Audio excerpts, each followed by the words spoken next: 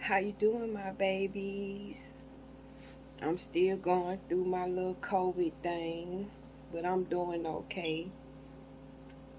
Y'all, I want to let y'all know how my uh Valentine's Day went today. I got a clear answer from God, and I hope this somehow helps somebody in the belief department. It helps somebody to understand that God does answer prayer.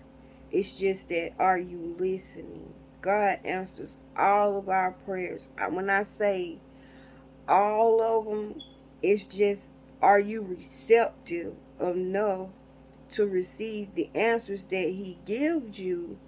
And do you believe the answers that are given to you?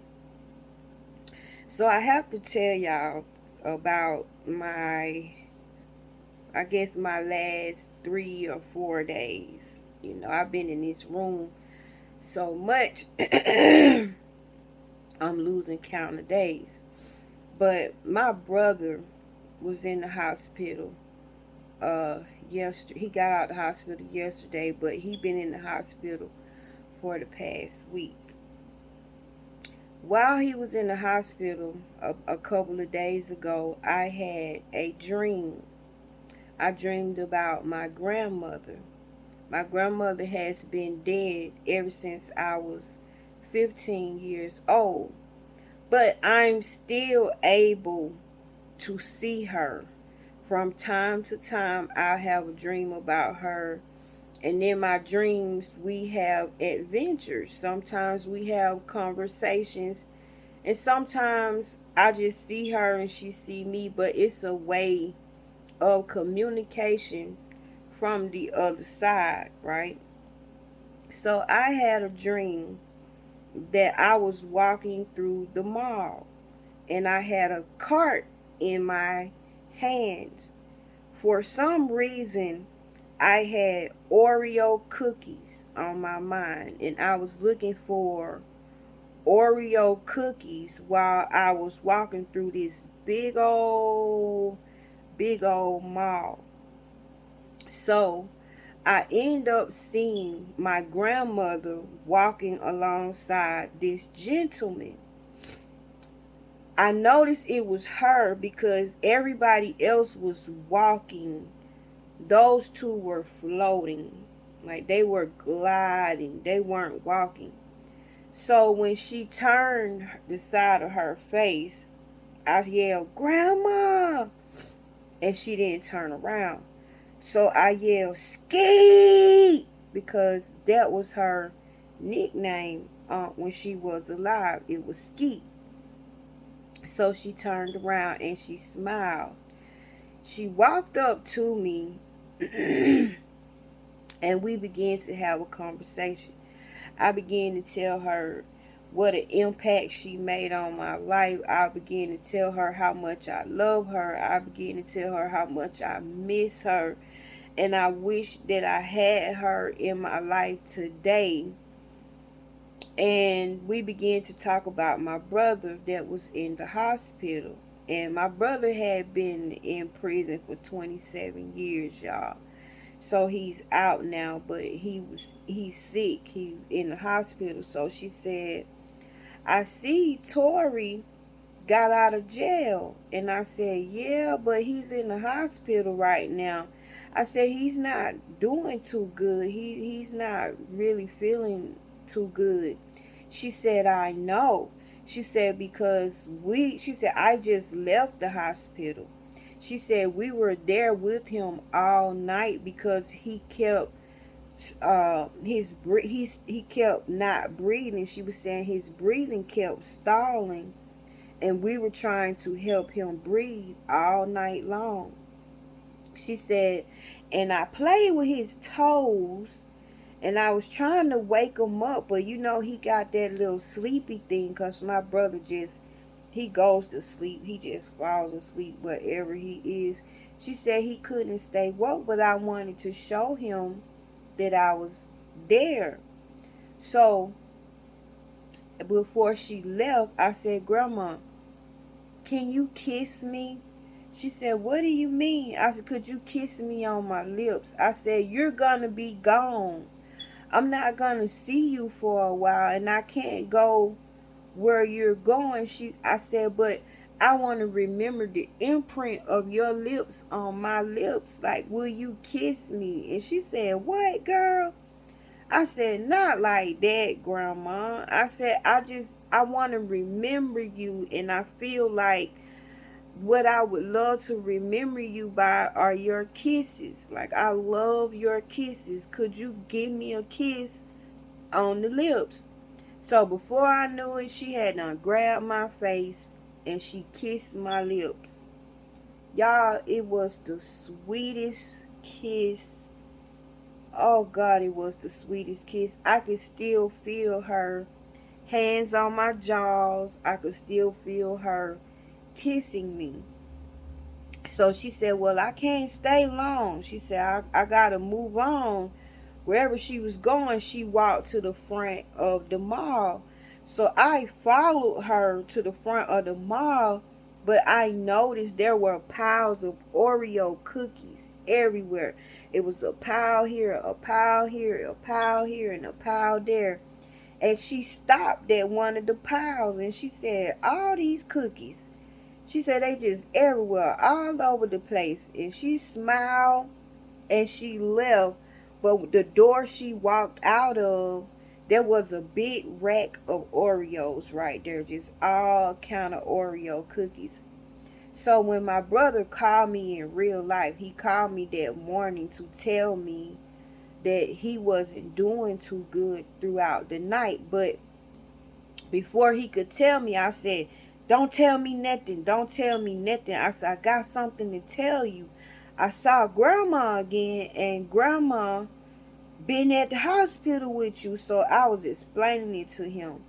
And he was telling me that they did have problems keeping him breathing. They were thinking about intubating him because he kept losing oxygen. He kept not breathing, but he kept feeling something breathe in him and push air in him all night long. So we rejoiced, I'm like, wow, Grandma came to see you, and God will answer prayer. He will keep on answering prayer until you know that He is answering your prayer. So today I had a breakdown, y'all, because if you familiar with my channel, I really have not been feeling really well. I'm a heart transplant recipient. I got out the hospital right before my birthday, which is January 26th, and I've been had COVID ever since. So it's a constant going in the hospital, coming out the hospital, going in the hospital, them saying I'm about to die, then they're saying, no, I'm not about to die. So today I had a mental breakdown, but I had my brother and my cousin there to lift me up. Iron sharpens iron. When I tell y'all I felt weak today, I said I can't take this no more.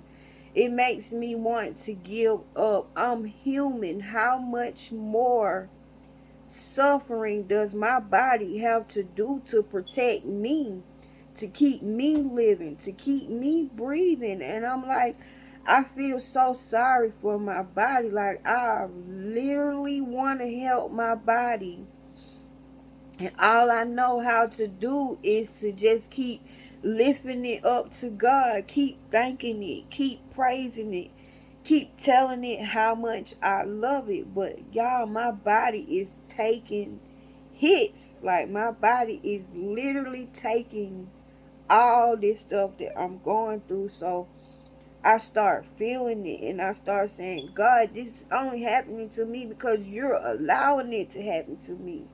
I was yelling. I was like, you don't have to do any more convincing with me. Like, I believe in you. There's nothing no one can do to make me not believe in you.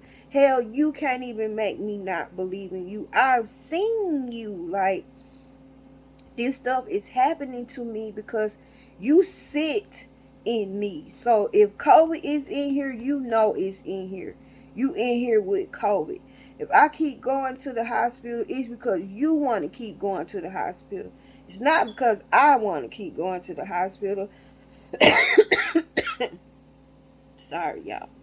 I was like, it's nothing wrong with my belief. Do you believe in me like I believe in you? And I said, God, I'm a human and I'm tired. I'm so goddamn tired. I'm sick of this shit. Like, am I going to have a time where I'm just well and I'm able to go and do what I want to do? Because the last thing I want to do is preach healing and talk about healing. And I'm always sick and I'm always in the hospital. I said, God, I feel like I'm a liar right now. Like I'm lying to your people, but I know you heal because I get healed a whole lot of times. It's just something happens and I come right back. So it took my husband and my brother to really break it down to me. And the conversation my husband had with me was, maybe you have a hospital bed ministry, because I touched so many people at the hospital. It's so many miracles happen when I go down to the hospital. It's like the Holy Spirit want to talk to everybody. It wants to be everybody's friend. And so my husband was like, have you thought about how many people you actually touched in that hospital? Do you see how many people come to your room? He said, do you see how the nurses argue over, I'm going to get her tonight. No, I'm going to have her tonight. He was like, I see them knock on your door and they say, is it anything you need? Is it anything we could do for you? And when I say no, it's like it hurt their feelings. Like they're like, why you don't never ask for nothing? Like you just so easy going with everything. He said, I witnessed your doctor sit next to you and cry because he feel like he's gonna let you down, because he feels like he's gonna make the wrong move. Y'all, I'm a heart transplant recipient and I'm also a case study. Things that have happened to me, there is nobody else for me to consult. Like I'm the only one in the world going through this problem. So they collect data, they write about me, they, you know, I guess I'm gonna help the next person that comes along with the heart transplant and got this issue going on and this issue going on. And he was like, somebody has to be the first. And then my brother was like, and just think, if you got a hospital bed ministry, he said, do you know how deep that is? Do you know how loving that is? He said, there you are sitting in the sickness with other people, but you're enlightening other people. You're strengthening other people.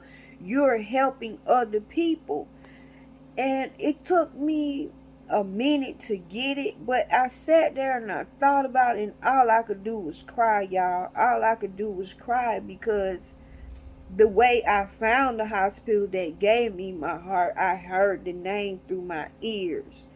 And when I listened to find out that it's a real hospital, and this hospital really did give me a heart, and the people there take such good care of me.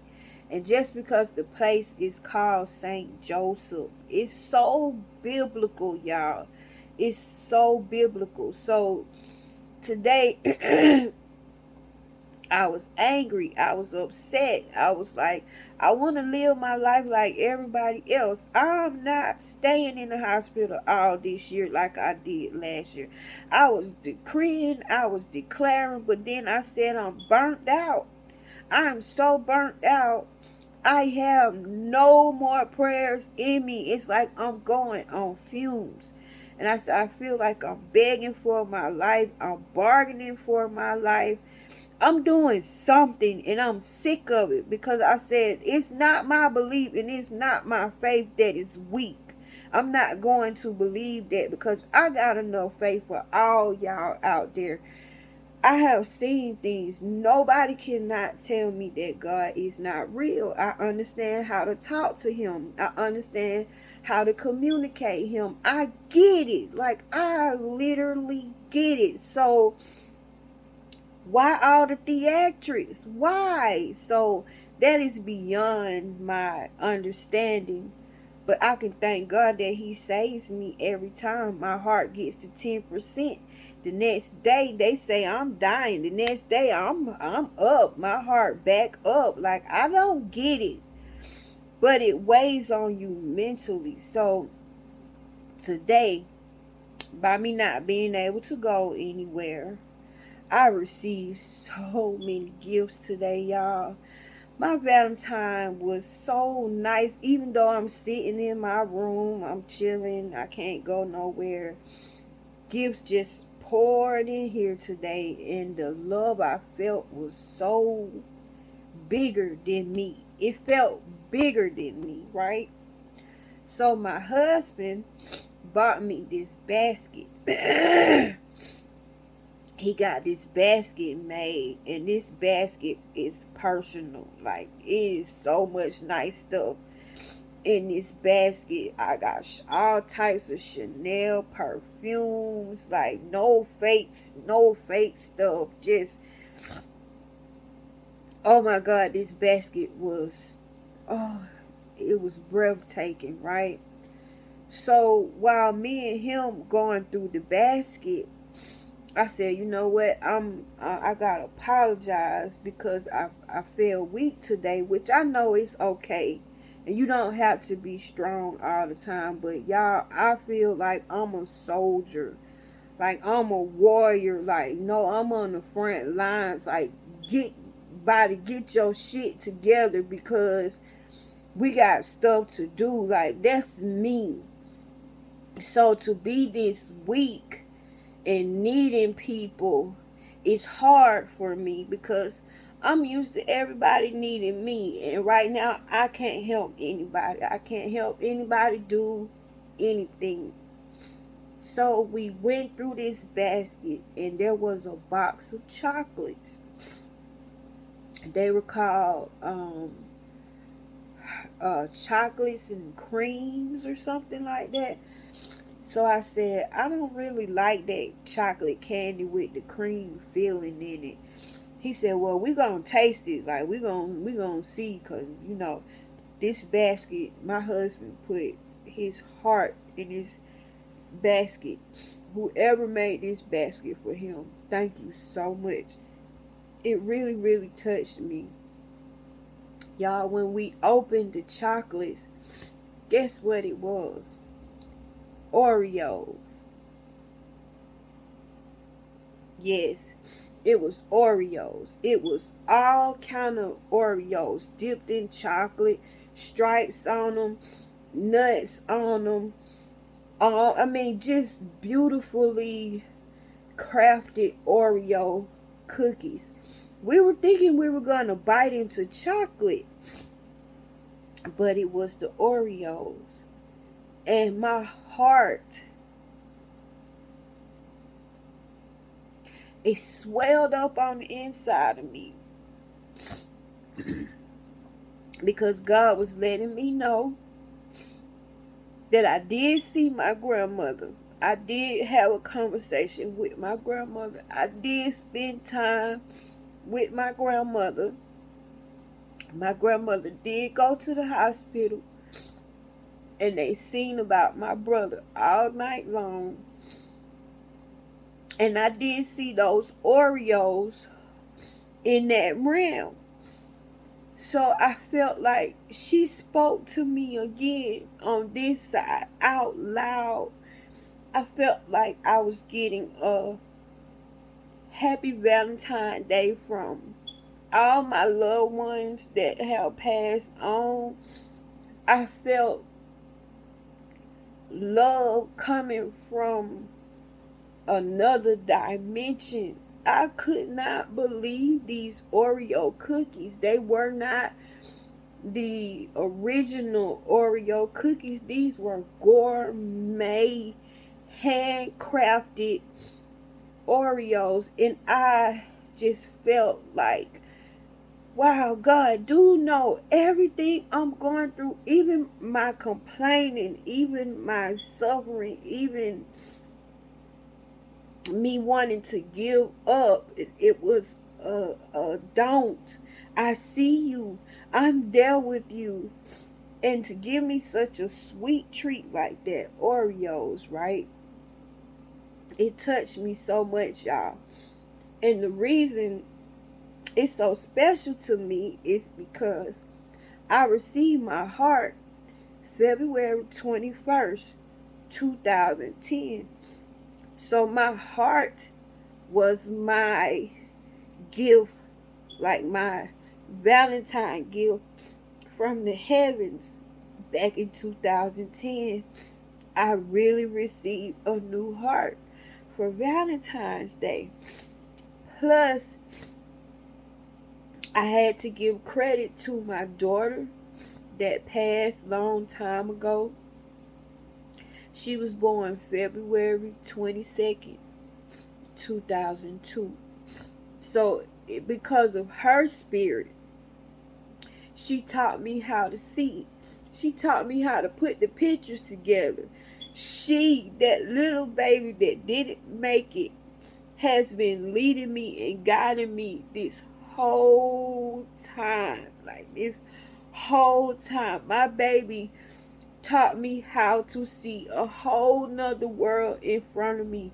It's because of her that I know words are alive. It's because of her that I know God's spirit is inside of everything, that nothing is dead. It's because of that little baby and that experience that I get to literally talk to God. Do you understand? The living word, what the living word really represents. It's not your Bible. It's the living word is a word that God gives you. A personal word that comes from your imagination, your mind, your deep thinking, your subconscious. It could be a dream. It could be something you keep seeing over and over and over in life. But when you learn to catch on to that word, when you learn to focus on that word and you hear that word and you notice that that one word just keep on showing up, that word becomes anointed. That word walks, that word talks, that word travels, that word does things. And so the word that God gave me was just simple Oreos. Just Oreos. And out of Oreos, look at the emotions that Oreos are bringing up. Look at how Oreos did that. Look how Oreos made such an entrance. Look how Oreos just broke themselves down. Look how Oreos just became anointed, just regular Oreo cookies. But when God gave me the Oreo cookies, they were gourmet Oreo cookies. So I want to just encourage somebody that's sick a lot, somebody that going through with their body. Man, keep your eye on God. And if you can, please learn about the living word. Learn how to find your words and follow them. I have a lot of words like Oreo.